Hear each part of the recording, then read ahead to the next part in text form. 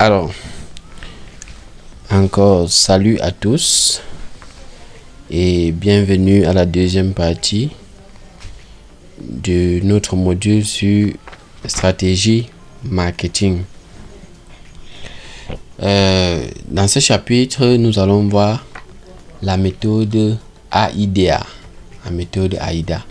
et nous l'avons intitulée la méthode AIDA, définition, explication et exemple. La méthode AIDA n'est pas un grand classique de la vente et du marketing par hasard. Elle est utilisée par de nombreuses entreprises. Leur stratégie de prospection pour augmenter le taux de conversion de prise de contact. Qu'est-ce que la méthode AIDA? La méthode AIDA est l'une des plus anciennes techniques de vente et de marketing encore utilisées aujourd'hui. À l'origine, c'est l'américain Elmo Lewis, un publicitaire, qui en a posé les bases. Son modèle décrit les 4 étapes du processus d'un acte de vente. Il souligne les étapes par lesquelles un client passe pour réaliser son achat, à savoir attention, qui représente ici la captation du regard du consommateur, l'intérêt, qui ici représente le développement de l'intérêt du client, le désir, qui ici représente la stimulation du désir du client, et enfin l'action, qui représente le déclenchement de la vente. Il faudrait noter que chaque étape est essentielle et ne peut être négligée dans cette méthode. L'ordre chronologique est primordial et ne peut être modifié lors d'un achat. Par exemple, si un commercial ne capte pas l'attention de son prospect, ce dernier n'aura pas d'intérêt pour le produit et l'achat sera compromis. Pourquoi la méthode AIDA? La méthode AIDA est reconnue pour son efficacité dans toutes les démarches commerciales, que ce soit la vente ou la communication, ainsi que dans l'intégralité du processus de conversion.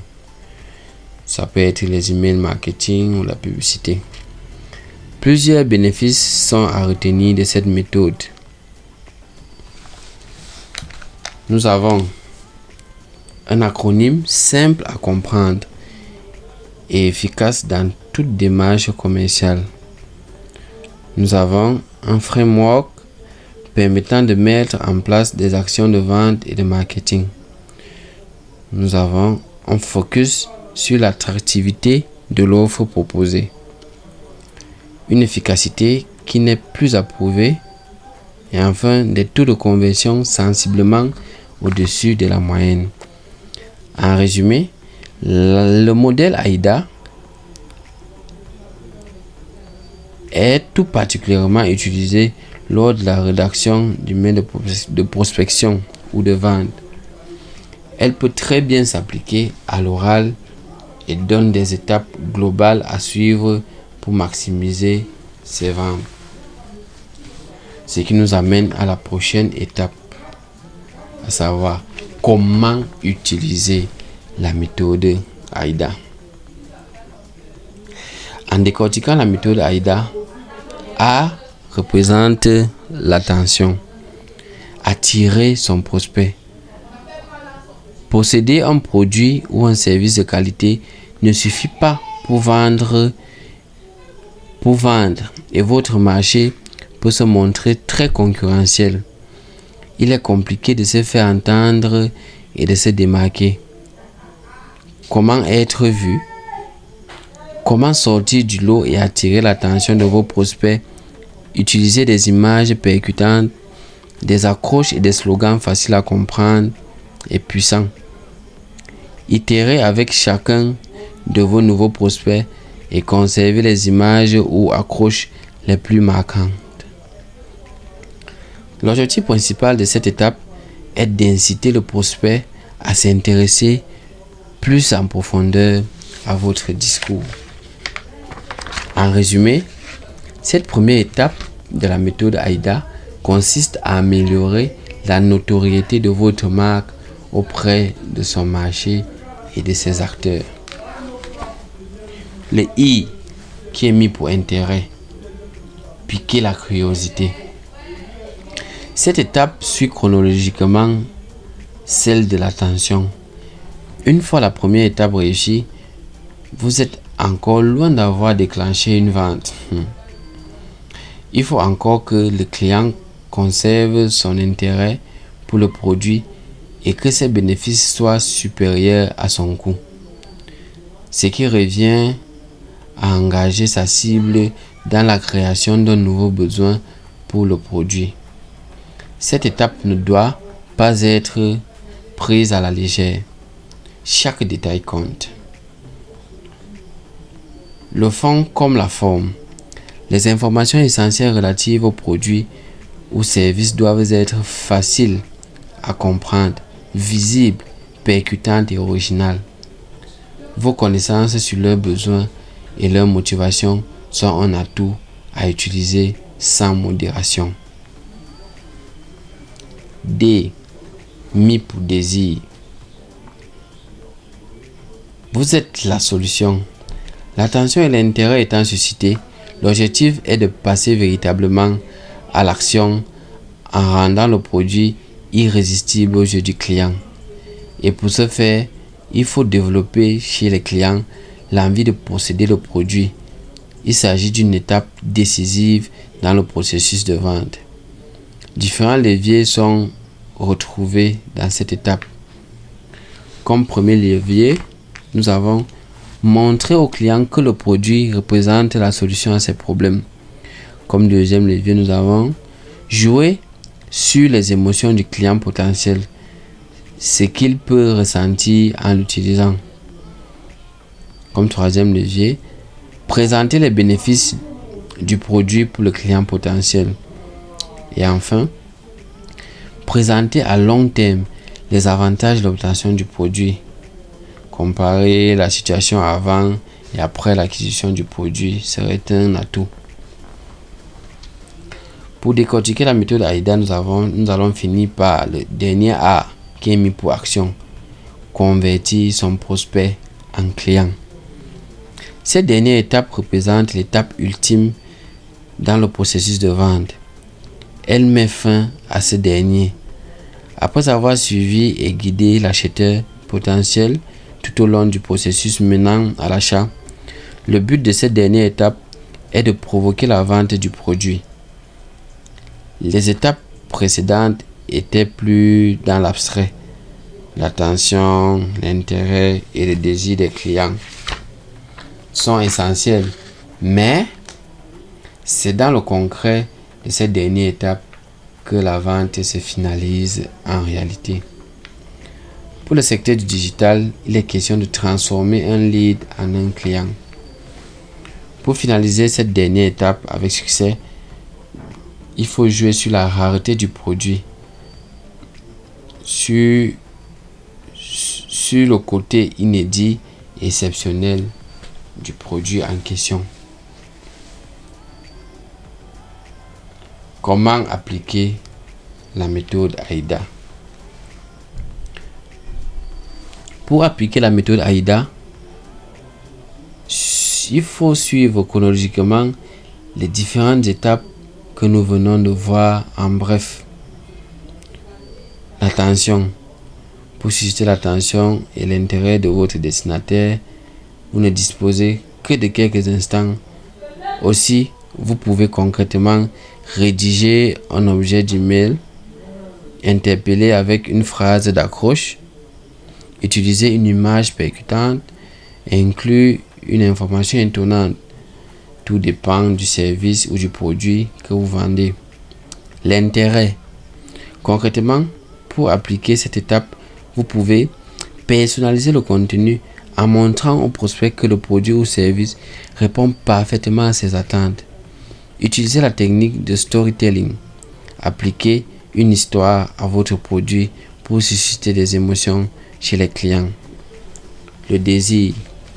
Démontrez le côté exceptionnel et original du produit dans votre communication. Utilisez des visuels ou encore des témoignages percutants. L'action. Concrètement, cette étape peut se manifester dans un lien à suivre, une adresse mail ou un numéro de téléphone à contacter, un code QR, une inscription ou un newsletter. Comment convertir grâce à la technique de vente AIDA?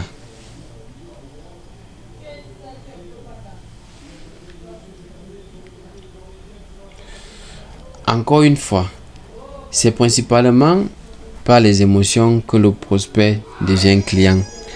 La conversion d'un prospect est un processus lent qui ne se réalise pas seulement lors de la dernière étape du modèle de vente AIDA.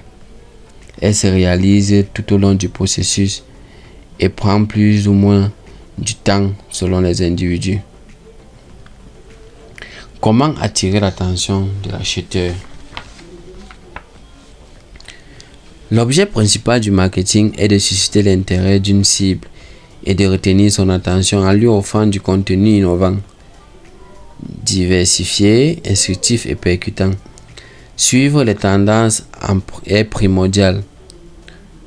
Tout client potentiel s'intéressera forcément à une marque qui délivre les bonnes informations au bon moment.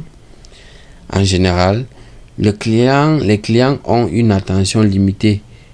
Ils ne retiennent pas l'ensemble des messages publicitaires qu'ils perçoivent au quotidien. La raison est simple. Le manque de variété, de fraîcheur et de réalité de certaines campagnes de communication.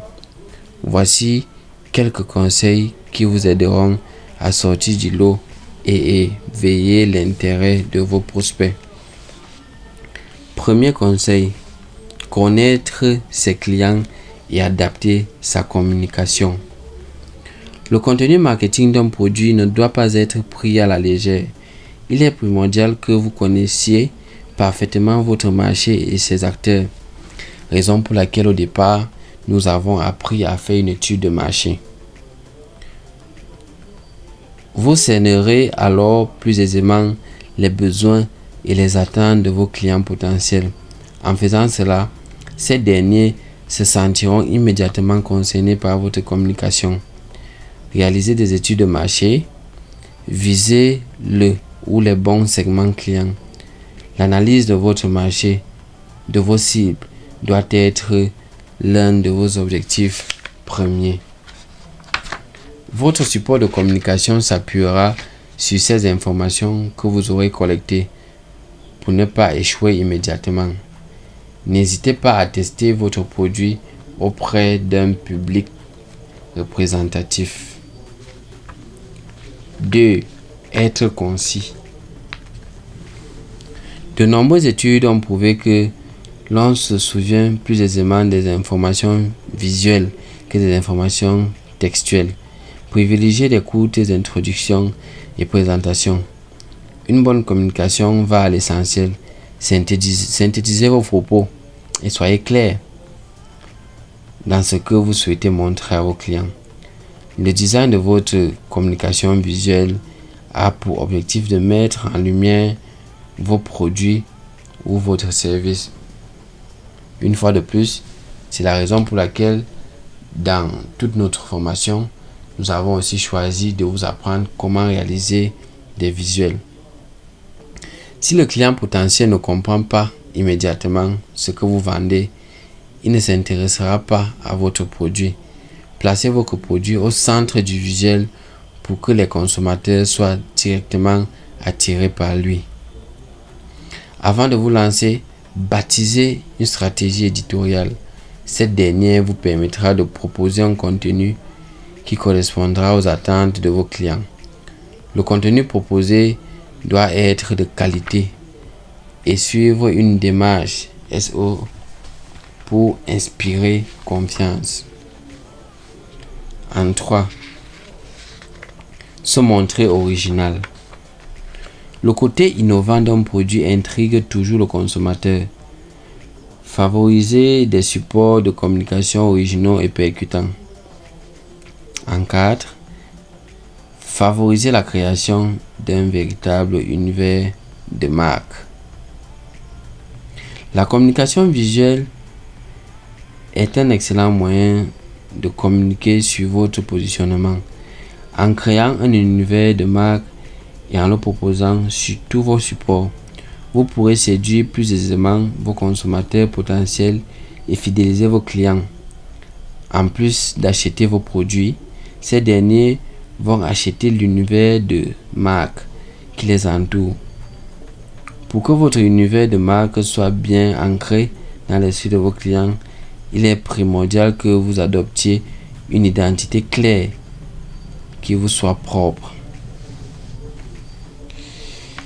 En 5, suivez les tendances. Les tendances évoluent rapidement. Assurez-vous donc d'être à jour sur ces dernières pour proposer un produit adapté aux attentes du client. Comment susciter le désir d'acheter? Un client potentiel voudra plus facilement acheter un produit si ce dernier lui apporte des bénéfices. À vous de lui montrer les bénéfices que lui apportera votre produit. C'est pourquoi il est primordial que vous touchiez les émotions de vos consommateurs dans votre communication et votre stratégie marketing. C'est grâce aux émotions que suscite un produit ou service qu'un client achète. Soyez audacieux et touchez ces émotions. Faites passer l'opinion du client. Pourquoi pas? Je veux ce produit. Montrez au client potentiel que le produit lui fera gagner du temps et de l'argent. Voici ainsi détaillé notre chapitre sur la méthode AIDA. Nous allons passer à la dernière partie, donc dernier chapitre. Comment générer des revenus sur Facebook sans avoir un grand nombre d'abonnés? Nous sommes conscients que lorsque vous venez de créer votre page, lorsque vous êtes une jeune entreprise, lorsque vous êtes une jeune boutique de vente, vous n'avez pas déjà un grand nombre d'abonnés. Il est question donc dans cette partie de vous donner les éléments nécessaires qui vous permettront de comprendre le comportement du client ou le comportement de Facebook vis-à-vis de vous.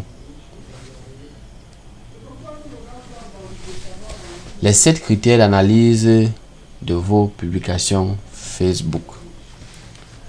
En effet, nous avons remarqué que sur Facebook, les images et les vidéos sont importées nativement. Ça signifie quoi? On importe directement les images et les vidéos depuis le téléphone. Il s'agit d'une vidéo en direct ou en live. Il n'y a pas de lien externe. Le post que vous proposez n'est pas un piège à clic. Ce qui signifie que le post que vous proposez n'est pas juste là pour collecter des clics. Le post ne demande pas de like, de commentaires ou de partage. Nous remarquons que Facebook priorise les posts qui demandent un like ou des commentaires ou des partages. Pourquoi? Pour la petite histoire, pour ceux qui ne savent pas, en fait, c'est lorsque vous utilisez Facebook que le chiffre d'affaires de l'entreprise augmente. Donc plus il y a de likes, plus il y a de commentaires, plus Facebook est octroie à publier votre post à plusieurs endroits. Il n'y a pas de mots comme gratuit, promotion. Une étude menée a prouvé que les termes gratuit, promotion ont tendance à faire en sorte que la matrice dans l'intelligence artificielle de Facebook voit ces posts un peu comme étant des faux posts. Des posts qui cherchent, qui ont un autre objectif caché.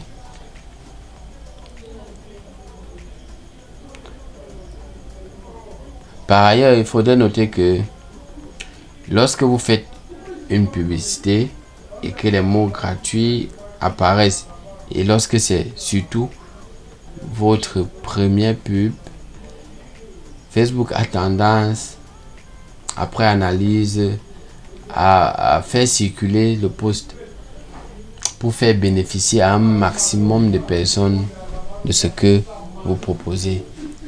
Voilà un peu les 7 critères d'analyse des publications sur Facebook. Le système de ponctuation de Facebook. En fait, Facebook a un système de ponctuation qui est très simple. Là, nous avons les likes. À chaque fois que votre post a un like, ça fait plus 1. À chaque fois que votre post génère un commentaire, ce qui fait plus 6. Et si le commentaire est déjà plus long, ça fait plus 13. Si votre post se fait partager dans un partage qui génère de l'engagement, ce qui fait aussi plus 13. Si le partage ne génère pas d'engagement, cela fait quand même plus 6 puisque c'est un partage. Maintenant, en ce qui concerne les vidéos, si la vidéo est visionnée pendant 3 secondes, ça fait plus 0,25. Et maintenant, si la vidéo est visionnée pendant 60 secondes, ce qui fait plus 13. Et enfin, si jamais votre post récolte un retour négatif, ce qui vous fera une moyenne de moins 100.